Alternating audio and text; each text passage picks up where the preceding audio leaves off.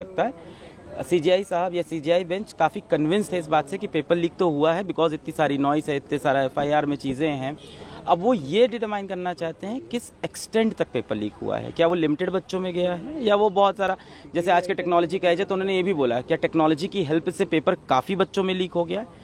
अब वो ये डिटरमाइन करना चाहते हैं कि रीनीट की, क्योंकि डिमांड थी काफ़ी लोगों की, काफ़ी सारे पिटिशनर्स की रीनीट की डिमांड थी, तो उसमें वो डिटरमाइन करना चाह रहे थे आज सीजीआई कि रीनीट किन बच्चों का होना चाहिए, क्या लिमिटेड पे बच्चों में पेपर लीक है या बहुत ज़्यादा बच्चों में लीक है। क्योंकि वो बार बार उन्होंने ये एम्फेसाइज भी किया कि 24 लाख बच्चों की ज़िंदगी का सवाल है और इतने सारे बच्चों का एक साथ रीनीट कराना लॉजिस्टिकली पॉसिबल नहीं है, प्रैक्टिकली पॉसिबल नहीं है। इतने सारे बच्चों का मेंटल स्टेटस क्या होगा, फिर से तैयारी कर पाए नहीं। तो ओवरऑल अभी ये समझ में आ रहा है कि एक तो उन्होंने टाइम दिया है कि हमें टाइमलाइन बताइए कि पेपर कब आप बनाते हैं, कौन सी कमेटी बनाती है, 2 सेट्स ऑफ पेपर कैसे बनते हैं, डेट कब वो जाते हैं प्रेस में, किस प्रेस में जाते हैं उसका नाम नहीं बताइए उन्होंने कहा, वरना फिर तो अगले साल वहाँ भीड़ लग जाएगी।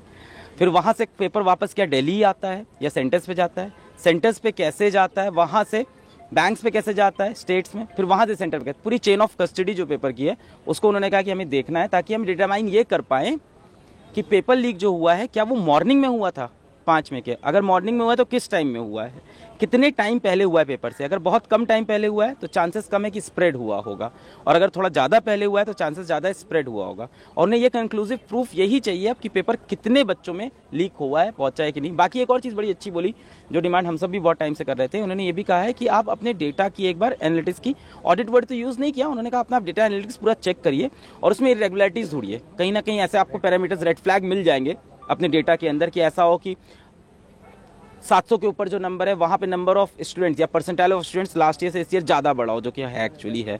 इस तरह की चीज़ उन्होंने कहा कि आप डिटरमाइन करके देखिए कि आपके डेटा के अंदर क्या क्या रेड फ्लैग्स दिख रहे हैं जो हर साल नहीं होते थे। और ये भी कहा कि हो सके तो ये गवर्नमेंट, मतलब आप खुद ना करके किसी और एजेंसी से कराएं, एनटीए खुद ना करे, कोई और एजेंसी करे, इस डेटा को ऑडिट करे, वहाँ से रेगुलरिटीज़ मिले। तो अभी तो इन्होंने ये बोला है वेडनेसडे तक का टाइम दिया है कि ये सारी चीज़ें सबमिट करें, फिर थर्सडे को उस पर सुनवाई करेंगे। ओवरऑल ऐसा लगा कि सीजीआई साहब ने काफ़ी बच्चों की बात सुनी। सुप्रीम कोर्ट ने ये भी कहा, चीफ जस्टिस की अगर बात की जाए, कि उन्होंने कहा कि 24 लाख छात्रों के भविष्य का सवाल है, हमें हर चीज़ जो है वो तह तक जाकर देखना होगा। पेपर कब लीक हुआ, पेपर लीक होने का नेचर क्या था, कहाँ लीक हुआ, किस तरह से लीक हुआ, ये तमाम बातें हैं। इसके अलावा सुप्रीम कोर्ट ने ये भी अपने ऑर्डर में लिखवाया है कि जो उल्लंघन हुआ है वो सिस्टमेटिक तरीके से हुआ है, यानी जो ब्रीच हुआ है पेपर लीक को लेके उसमें वो सिस्टमेटिक तरीके से हुआ है, पूरी परीक्षा को प्रभावित किया है या नहीं किया, उल्लंघन, ये तमाम सवाल जो है वो पूछे हैं। इसका कारण ये रहा क्योंकि 2015-16 का जो मैटर है जहाँ पे री टेस्ट हुआ है AIPMT में, वहाँ पे ये लिखा गया था माननीय कोर्ट के जजमेंट में कि सिस्टमैटिक फेलियर था। तो सिस्टमैटिक फेलियर के अंदर जब होता है तो उसके अंदर रीटेस्ट आपको कराना पड़ सकता है। तो ये डिटरमाइन करना चाहते हैं कि सिस्टमैटिक फेलियर है या कुछ लोगों की मैल प्रैक्टिसेस के अंदर इन्वॉल्व है। जैसे बिहार पुलिस की जब आप FIR की कॉपी पढ़ेंगे डिटेल में, मैंने कई बार पढ़ी, उसके अंदर लिखा हुआ है कि कुछ NTA के ऑफिशियल भी इन्वॉल्व थे, विच मीन सिस्टमैटिक फेलियर। इसीलिए शायद वो पूरी कस्टडी ऑफ पेपर जानना चाहते हैं कहाँ से कहाँ गया, कि इसके अंदर सिस्टमैटिक फेलियर है कि नहीं है। इसके सिवा गोधरा वाले मुद्दे पर भी काफ़ी देर चर्चा हुई है, सभी मुद्दों को 2 घंटे तक डिटेल में सुना गया है। इतने समय में इतना ही सुन सकते थे, तो डिटेल में गोधरा वाला मुद्दा भी सुना गया है, बिहार का मुद्दा भी सुना गया है, इवन ग्रेस नंबर का मुद्दा भी डिटेल में सुना गया है। एक सेंटर से 6 बच्चे कैसे 720 ला सकते हैं, ये भी सुना गया है। तो हाँ, अब 24 लाख बच्चों की ज़िंदगी यहाँ पे दांव पे लगी, इसलिए सीजीआई ने कहा है कि एक बार में हम ये नहीं बोल सकते कि जाओ रीनीट कर लो। उन्होंने कहा ये कहना भी सही नहीं होगा, इतने सारे बच्चों का स्टेटस है। तो हम डिटरमाइन करना चाहते हैं कि किस एक्सटेंट तक बेनिफिशरीज हैं, कितने एक्सटेंट पे बेनिफिशरीज हैं, ये वर्ड उन्होंने यूज़ किया कि कितने बेनिफिशरीज थे ओवरऑल इस मेल प्रैक्टिसेस से, कितने लोग को फायदा हुआ है। अगर ये 1, 2, 4, 5 है तो उसके लिए हम पूरी बच्चों को इफेक्ट नहीं कर सकते। पर अगर ये नंबर लंबा है, जैसे आपने बोला किस मोड में पेपर लीक, इसके बारे में भी काफ़ी देर बात हुई, क्योंकि 2 घंटा बात हुई तो कुछ चीज़ें दिमाग में चल रही है। आप तो जजमेंट लिए, मैं तो 2 घंटा पूरा सुन रहा था, बैठा था। एक बड़ा अच्छा चीज़ उन्होंने ये भी बोला कि जो आप पेपर डिस्ट्रीब्यूट करते हो, जो chain of custody of paper है, जब आप प्रिंट पे जाता है वापस दिल्ली आता है कि नहीं ये बताया नहीं उन्होंने सॉलिसिटर जनरल ने कहा कि हम पूरा पूछ के सब चीज़ लाएंगे। उसके बाद पेपर क्या डिजिटली इलेक्ट्रॉनिक मीडियम से तो ट्रैवल नहीं करता है कहीं पे भी, क्या सारी जगह पेपर हार्ड कॉपी में ट्रैवल करता है? अगर इलेक्ट्रॉनिक ट्रैवल करता है तो उन्होंने कहा कि हमारे पास इतनी अच्छी एजेंसीज हैं, हमारे पास इतने साइबर एजेंसी, इतनी स्ट्रॉन्ग साइबर एजेंसीज, टेक्नोलॉजिकली हम इतने स्ट्रॉन्ग है, तो वहाँ से हम ये पता लगाएं कि जिस टाइम पेपर डिस्ट्रीब्यूट हो रहा था वहाँ तो कोई चांस नहीं।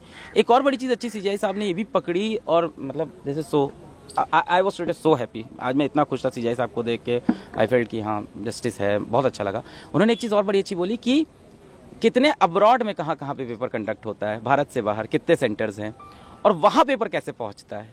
क्या वहाँ पेपर डिजिटली पहुँचता है? अगर डिजिटली पहुँचता है तो लीक होने के चांसेस क्या हो सकते हैं? तो उन्होंने ये भी बात की कि हम कोई टेक्नोलॉजी सेक्टर लगाएं, कोई साइबर ऑडिट लगाएं। ऑडिट वर्ड तो नहीं हुआ था कि किस तरह से हम साइबर सिक्योरिटी लगाएं और पता करें कि पेपर कहीं डिजिटली तो लीक नहीं हुआ है। तो फिलहाल काउंसलिंग की अगर बात की जाए तो जिस तरह से पहले ही सुप्रीम कोर्ट की काउंसलिंग से पहले ही रोक लगी थी, वो रोक जारी रहेगी? प्रैक्टिकली तो 11 जुलाई को सुनवाई प्रैक्टिकली तो ऐसा ही लगता है मुझे भी। आप और क्या उम्मीद करते हैं जिस तरह से आज हियरिंग हुई, आपको लगता है कि रीनीट का ऑर्डर? देखिए, आज की हियरिंग से ये समझ में आया कि माननीय सुप्रीम कोर्ट की सीजीआई बेंच और सीजीआई सर भी बहुत ज़्यादा सीरियसली इस मैटर को ले रहे हैं। बिकॉज उन्होंने ये भी बोला कि ये बोलने की ज़रूरत भी नहीं है कि सबसे one of the most prestigious exam है भारत का, नीट का एग्ज़ाम, और इसके अंदर किसी भी तरह की इरेगुलरिटी हो रही है तो दिक्कत है। दूसरा, आप ये भी देखो, उन्होंने ये भी बोला, बड़ी ही देखा जाए तो बड़ी दूरदर्शी भी थी। उन्होंने बोला नेक्स्ट ईयर क्या स्टेप लेंगे आप कि अगली बार ऐसा लीक ना हो। चलो ठीक है, इस बार लीक हो गया पेपर, उन्होंने ज़्यादा प्रीज्यूम किया ये चीज़ कि लीक हुआ है क्योंकि प्रूफ्स काफ़ी सारे सामने थे। उनका नेक्स्ट ईयर नहीं लीक हो, इस बात को आप कैसे इंश्योर करेंगे, कैसे एसओपी इंप्लीमेंट होंगे? तो ओवरऑल इस सबसे होपफुल तो है कि जो डिसीजन आएगा बच्चों के फेवर में होगा और वो जस्टिस होगी। पर हाँ, ऐसे में यही है कि वैसे फैसलों में फैसले आ सकते हैं, न्याय आना बहुत मुश्किल है। रीनीट होता है तो भी बहुत बड़ी दिक्कत है बहुत से बच्चों के लिए जिन्होंने अच्छा परफॉर्म किया, नहीं होता है तो पता नहीं, तो भी दिक्कत है शायद, अगर पूरा प्रोसेस ब्रीच्ड है तो इस बारे में कहना भी डिफिकल्ट है। डिसिप्लिनरी कमेटी फॉर्म करने की भी बात की है ताकि यस बात की उस बारे में कि एक कमेटी बनाई जाए। उन्होंने ये भी सजेशन दिया क्या उसके अंदर किसी सुप्रीम कोर्ट के ही जज को हम अपॉइंट कर दें, इस बारे में भी बात की। हाँ, इसके बारे में बात की है कि ऐसी कोई कमेटी बना जाए, बट अभी तो सीबीआई से ही मांगी है इंस्टेंट रिपोर्ट और सारे डेटा मांगे हैं।